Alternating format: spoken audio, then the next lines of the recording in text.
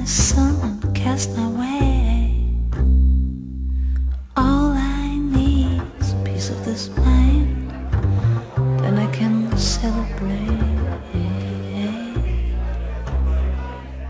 All in all, Kdo jsi? Jsem tvoje samota, milý. Proč tu jsi? To ty personifikovali si mě, abys nebyl tak sám. No dobře. Co stělesňuješ? Jen hlubiny tvých přání a snů, samozřejmě. Jak vypadáš? Dnes jsem vysoká blondýnka s modrýma očima. To těžko. Ta sedí vedle u stolu. Sám si odpovídáš. Sedí vedle s někým jiným. Tak budeš drská. To už jsem byla mnohokrát. Proč ne? Mluv a chovej se víc jako ona. Ta, co měla dnes přijít. Dobrá, ale budu stále jen tvou představou. Pro začátek si sednu třeba takto a zapálím si.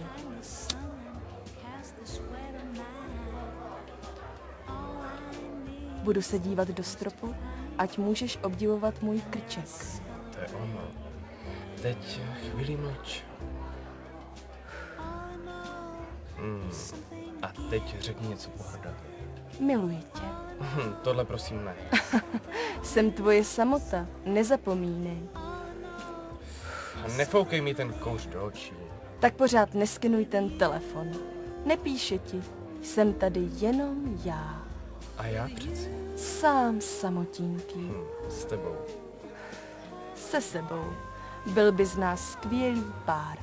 Věčný sen. Proč mám dělat zrovna tohle? Ale to já nechtěl. Já vím, to já jen, aby si mě lépe uvědomoval. Nemám rád samotu.